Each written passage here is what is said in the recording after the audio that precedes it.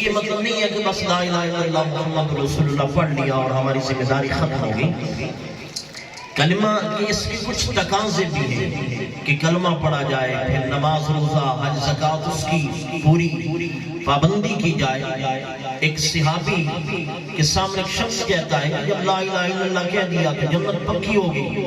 آگے سے صحابی نے کہا کیسے؟ اس نے کہا حضور اکرم نے فرمایا ہے کہ جنت کی چابی کلمہ ہے، جب کلمہ ہمارے پاس چابی آ گئی تو جنت تو پکی ہو گئی۔ آپ نے فرمایا الیس مفتاح الا ولہ اسنان، اللہ کے بندے جو چابی ہوتی ہے نا اس میں دندانے بھی ہوتے ہیں، اگر آپ دندانے والی چابی کے ساتھ تالا کھولیں گے تو تالا کھلے گا، اگر دندانے ہی نہ ہوں آپ ویسے کوئی تیلا یا کوئی پتری وہ تالے کے اندر ڈال دیں تو تالا کھلے گا؟ کہا نہیں۔ تو کہا کہ یوں ہی کلمہ، اس کی جو کلمہ یہ دین کی یہ جنت کی چابی ہے، اس کے دندانے نماز روزہ حج زکوٰۃ ہے، اس کی پابندی کریں گے جنت میں جائیں گے۔ تو متشم سامر و حاضرین کلمہ آقا دو جہاں نے فرمایا جو بندہ دنیا سے گیا اور وقت اخیر اس کے لبوں پہ کلمہ ہو وہ بھی جنت میں جائے گا۔ تو اب آخری دم کلمہ کس کو نصیب ہوتا ہے؟ جو صبح شام اٹھتے بیٹھتے کلمہ کا ورد اپنے لبوں پہ جاری رکھتا ہے، پھر اسے مرتے وقت بھی کلمہ نصیب ہوتا ہے، قبر میں بھی اسے کلمہ کا ساتھ نصیب ہوتا ہے، حشر میں بھی کلمے کے سائے ملتا ہے۔ سلطان بہو نے یہی بات کی، آپ فرماتے ہیں کلمے نال میں نہاتی ٹوٹی، کلمے نال میں بھی آئی ہوں، کلمہ میرا پڑے جنازہ، کلمے گور سوائی ہوں، کلمے نال بہشتے جانا، کلمہ کرے صفائی ہوں۔ تو کلمے کے ساتھ تعلق جوڑو، یہ کلمہ دنیا میں بھی کام آنے والا ہے، قبر حشر کا ساتھی کلمہ ہے۔ متشم سامعین و حاضرین، ویسے تو سلطان العارفین کی شاعری ہر ایک عنوان کی شاعری بکھرا پڑا ہے، چیدہ چیدہ باتیں آپ کی گوش گزار کر رہا ہوں۔ علم کے حوالے سے علم پڑھنا بڑی سعادت کی بات ہے کہ علم سے انسان کی پہچان انسان کو علم سے ہوتی ہے۔ جب انسان کی پہچان بغیر علم کے نہیں ہو سکتی تو رحمان کی پہچان بغیر علم کے کیسے ہو سکتی ہے؟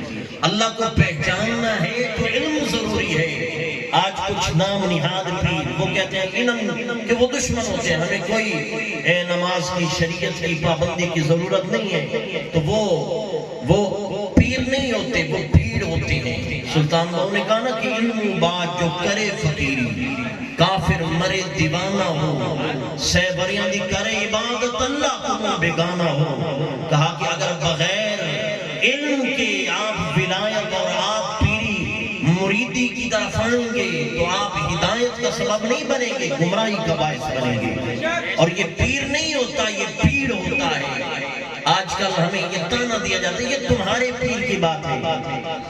عقل کے اندھو ان کو آپ کو نہیں کہہ رہا کہ ماشاءاللہ فرماتے ہیں ان کو جو ان کو پوجتے ہیں اور جو نماز ہی نہیں پڑھتا اس کی وہ پوجا کر رہے ہوتے ہیں، ماشاءاللہ اس کو وہ چوم چاٹ رہے ہوتے ہیں۔ ہم کہتے ہیں وہ پیر نہیں ہے، وہ پیڑ ہیں۔ انہی کے بارے سلطان بہو نے کہا نا کہ پیر ملے جے پیڑ نہ جاوے، اس پیر نو کے کرنا ہو، مرشد ملیا ارشاد نہ مانو، اے مرشد کے دھرنا ہو۔ کہا کہ اس سے مرشد ایسے پیر کی ہمیں ضرورت نہیں ہے، ہم تو اس پیر کو مانتے ہیں جس کا اٹھنا بیٹھنا شریعت محمدی کے عین مطابق ہوتا ہے۔ نعرہ رسالت، نعرہ تحقیق، نعرہ حیدری، نعرہ امت مصطفیٰ کی اسلام دو گروہ کر رہے ہیں، ایک علماء کا اور دوسرا اولیاء کرام کا۔ قرآن میں ایک آیت ہے وَعَلِّمُهُ الْكِتَابَ وَالْحِکْمَةَ وَيُزَكِّيهِمْ۔ حضور اکرم اپنے صحابہ کا تزکیہ بھی فرماتے تھے اور انہیں تعلیم تعلق بھی دیتے تھے، دین بھی سکھلاتے تھے۔ اب یہ آقا دو جہاں کی یہ جو دو الگ منصب تھے، تزکیہ نفس اور تعلیم و تعلم، یہ آپ کی امت کے دو گروہوں کے حوالے یہ کام ہوا۔ علماء وہ امت کو دین سکھاتے ہیں، پڑھاتے ہیں، اور اولیاء کرام امت کے نفس کا تزکیہ کرتے ہیں۔ یہ اس کا تعلق روحانیت سے ہے، اور یہ جو علماء کا پڑھنا پڑھانا اس کا تعلق ظاہر سے ہے۔ تو یہ دونوں ضروری ہیں، علماء سے بھی تعلق ضروری ہے، کہ اس سے دین اور شریعت کا ظاہر کا علم ہمیں نصیب ہوتا ہے. اولیاء کرام سے بھی تعلق ضروری ہے، اس سے ہمارے اندر کا باطن صاف ہوتا ہے. علماء کرام زبان سے آگے لوگوں کی تربیت کرتے ہیں، اور اولیاء کرام نگاہ سے لوگوں کے دلوں کی صفائی کرتے ہیں. یہ دونوں گروہ اپنا کام کر رہے ہیں. علماء زبان سے باز و نصیحت کر رہے ہیں، اور اولیاء کرام اپنی نگاہوں سے امت کی بھلائی کا کام کر رہے ہیں. سلطان باؤ نے یہ بات بیان کی. آپ فرماتے کامل مرشد ایسا باؤ، کامل مرشد ایسا ہوئے جڑا دھوبی وانگو چھٹے ہو، نال نگاہ دے پاک کریں دا سجے صابون لگتے ہو. کہ ولی کامل جو ہوتا ہے وہ کوئی صابون لگا کے نہیں صاف کرتا، وہ اپنی نگاہ سے آگے صفائی کرتا ہے. مولانا قاری نے لکھا کہ ولی کی نگاہ کی یہ شان ہے کہ ولی کی نگاہ کافر کو مومن بنا دیتی ہے، کتے کو انسان بنا دیتی ہے، مردے کو زندہ کر دیتی ہے. ولی کی جو نگاہ، اس کی نگاہ ہے ولی میں وہ تاثیر دیکھی، بدلتی ہزاروں کی تقدیر دیکھی. سلطان باؤ نے کیا فرمایا کہ مرشد کامل ایسا ہوئے جڑا دھوبی وانگو چھٹے ہو، نال نگاہ دے پاک کرندہ سجی صابون لگتے ہو. اور آگے کہا کہ میں نے وہ کر دے وے جتا ہرگز میں نہ رکھے ہو. آپ کسی ولی کامل کی بارگاہ میں جا کر تو دیکھیں کس طرح آپ کے تن من کی میل اترتی ہے، کس طرح آپ روشن منور ضمیر والے بنتے ہیں. یہ جو آج کے نام نہادی ان سے بچیں. اگر آپ یہ تلاش کرنا چاہتے ہیں کہ ولی کامل کون ہے، کامل پیر کون سو سکتا ہے، اس کے خاص سی اور ایک سادہ سا نشانی آپ ذہن میں رکھیں کہ جو شریعت کے مطابق چلنے والا ہو، جس کی کوئی نماز قضا نہ ہوئی ہو، آپ اسے ولی کامل مانے.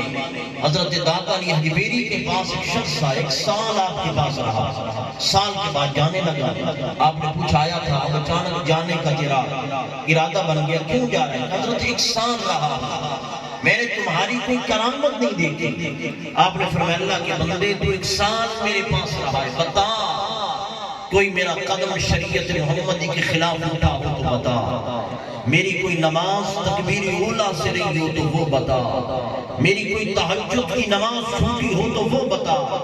اللہ کے بندے کرامت سے بڑی کرامت ہے شریعت محمدی پہ استقامت، وہ تو نے پورا ایک سال دیتے ہیں. حضرت جنید بغدادی بہت بڑے اللہ کے ولی گزری ہیں. آپ یہ بات بیان کرتے ہوئے کہتے ہیں اذا رأیتم رجلا یمشی علی الہوائی ویطیر علی المائی، کہا کہ ایک ایسا شخص تم دیکھو جو ہوا کے اندر اڑتا ہو، پانی کے اوپر وہ چلتا ہو، پوری ندی وہ پار کر جائے اور اس کے پاؤں بھی خشک نہ ہو، پاؤں بھی تر نہ ہو، تو یہ نہ کہنا کہ وہ اللہ کا ولی ہے. کہا اگر اس کا ایک عمل بھی شریعت محمدی کے خلاف ہے فَضْرِبُوهُ بِنَعْلَيْهِ، تو تم اسے جوتے کے ساتھ کوٹو. فَإِنَّهُ الدَّجَّالُ كَذَّابٌ، وہ جھوٹا ہے، دجال مکار ہے، لا ولی، اللہ کا ولی نہیں ہے. کہا کہ ولی کون ہے؟ جو شریعت محمدی کے عین مطابق چلنے والا ہو. سلطان باؤ علیہ رحمت، یہ جو جنید بغدادی کا جملہ ہے، اس کو انہوں نے کس طرح اپنے پنجابی کے اپنے شعر کے اندر پیش کیا ہے. آپ فرماتے ہیں کہ نئی فقیری ویندیاں ندیاں سکے پاؤں پار لکھاواں. کہا کہ یہ ولی نہیں ہے کہ آپ ایک ندی بہ رہی اور خوش پاؤں وہاں سے گزر جائیں. نہیں فقیری ویندیاں ندیاں سکے پاؤں لگاون ہو، نہیں فقیری پا مسلح وچ ہوا ٹکاون ہو، نام فقیر تنہا دا باہو دل وچ یار ٹکاون ہو. کہا کوئی شخص پانی کے اوپر چل رہا ہو تو آپ کہیں اللہ کا ولی نہیں، یہ ولایت کی نشانی نہیں ہے. کوئی ہوا کے اندر اڑ رہا ہو آپ کہیں اللہ کا ولی کا نہیں، یہ بھی ولایت کی نشانی نہیں ہے. کہا پھر ولایت کی نشانی کیا ہے؟ کہا جس کے دل میں یار بستا ہو، بیٹھتا ہو تو اسے جب دیکھا جاتا ہے تو رب کی یاد آتی ہو تو یہ اللہ کا ولی ہے. نعرہ تکبیر، ہاتھ جم کے دو. یہ سنتے رہتے ہیں. دو چار مزید اسی طرح باتیں آپ کو گزار کر کے تقریباً 10-15 منٹ میں یہ بات اختتام کو لاتے ہیں. نیت یہ کتنی ضروری ہے. حضور نے فرمایا انما الاعمال بالنیات کہ اعمال کا دار و مدار نیت پر ہے. ہم حج کریں مقصد ہو کہ لوگ حاجی کہیں گے، ہم نماز پڑھتے ہو مقصد ہو کہ لوگ نمازی ہمیں کہیں، اپنی واہ واہ کرانا مقصد ہو. اب ہماری عبادت کی قبولیت کا دار و مدار نیت پہ تھا. نیت میں فطور آ گیا، ساری چیز ختم. اب جو بھی عبادت کرے مقصد ہونا چاہیے کہ رب راضی ہو. نماز پڑھ رہا ہوں اس لیے نہیں کہ لوگ نمازی کہیں اس لیے رب راضی ہو. حج کر رہا ہوں اس لیے نہیں کہ لوگ حاجی کہیں اس لیے کہ رب راضی ہو. حج زکات کر رہا ہوں، یہ واز کر رہا ہوں اس لیے نہیں کہ لوگ واہ واہ کہیں رب راضی ہو. تو جب یہ خیال آ جائے تو پھر آپ کے سارے کام سیدھے، پھر آپ حق پہ اور کامل ہیں. نیت کے اوپر کی دار و مدار ہے. سلطان باہو نے دیکھو کتنے انداز میں اور سادے سے انداز میں ہمیں سمجھایا. آپ فرماتے ہیں یہ رب ملدا، یہ رب ملدا نہاتیاں ہوتے ہیں، ملدا ڈاٹا اچھیاں ہوں کہ اگر کوئی کی اچھی طرح صاف ہو لوں، اچھی طرح نہا لوں رب مل جائے گا. کہا کہ اگر صرف نہانے دھونے سے رب ملتا تو پھر مچھلیوں کو اور مینڈکوں کو رب مل جاتا. جے رب ملدا مون منایا ملدا بیٹا سسیاں ہوں. جے رب جتیاں ستیاں ملدا دانداں فسیاں ہوں کہ اگر جتہ ستہ بن جائے تو کہا کہ اس عمل سے رب ملے گا. جتنے سکتے سے مراد یہ کہ بندہ شادی نہ کرے اور اپنے پورے جذبات پہ قابو کرے. کہا میں اکیلا ہی رہوں گا، میں شادی نہیں کروں گا کہ شاید مجھے اس انداز سے رب مل جائے. تو کہا اگر یہ رب کو پانے کا انداز ہے تو پھر بیلوں کو رب ملنا چاہیے. کہا رب انہاں نو ملدا باہوں نیتا جنہاں دیاں سچیاں ہوں. کہا کہ اپنی نیت کو درست کرو، پھر تم جو بھی عمل کرو گے رب کی رضا کے لیے ہوگا تو رب تمہیں ملے گا. ایک اور حدیث سنی اسی حوالے سے، دل کے حوالے سے. حضور اکرم نے فرمایا ان اللہ لا ينظر الى صورکم و اموالکم ولکن اللہ ينظر الى قلوبکم او کما قال علیہ الصلوۃ والسلام. حضور اکرم نے فرمایا کہ اللہ تمہاری صورتوں کو یا مالوں کو نہیں دیکھتا، تمہارے دلوں کو دیکھتا ہے. اللہ نے کوئی اپنا پیارا بنانا ہو تو دیکھتا ہے اللہ پاک کہ کس کا دل میری محبت سے لبریز ہے، کس کے دل میں میری چاہت ہے، اسے اپنا قرب عطا کرتا ہے. یہ نہیں ہے کہ جس کے پاس مال زیادہ ہو یا جس کا چہرہ زیادہ خوبصورت اسے رب ملتا ہے. کہا جس کا دل خوبصورت ہو، جس کا دل ریاض الہی میں تڑپتا ہو اسے رب ملتا ہے. سلطان باہو نے یہ بات بیان کی. آپ فرماتے ہیں دل کالیوں منہ کالا چنگا یہ کوئی اس کو جانے ہو. منہ کالا دل اچھا ہوئے تائیں یار بچھانے ہو. کہا منہ کالا ہو دل منور نورانی ہو پھر کامیابی ہی کامیابی ہے. اور چہرہ چمکدار ہو اور دل کفر کی سیاہی سے کالا ہو، دل کے اندر بے ادبی ہو، گستاخی ہو، پھر اس کا کوئی فائدہ نہیں ہے. تو آگے علم کے حوالے سے کہا کچھ لوگ علم پڑھتے ہیں قرآن حدیث کا لیکن گستاخ بے ادب بن جاتے ہیں. پڑھ کے قرآن کہتے ہیں دیکھو نبی کو اس چیز کا پتہ نہیں، نبی بے اختیار ہے. اللہ کے ولی یوں ہیں جیسے بت ہیں. علم پڑھا، قرآن پڑھا، حدیث پڑھی لیکن کیا ہو گئے؟ بے ادب ہو گئے. کہا کہ یہ بے ادب لوگ علم پڑھ کر جو بے ادب ہو جائیں اس علم کا کیا فائدہ؟ کہا تسبیح پھیری تے دل نہ پھریا کی لینا تسبیح پڑھ کے ہو. علم پڑھیا تے ادب نہ سکھیا کی لینا علم پڑھ کے ہو. چلے کٹے تے کچھ نہ کھٹیا کی لینا چلے پڑھ کے ہو. بہرحال متشم سامنے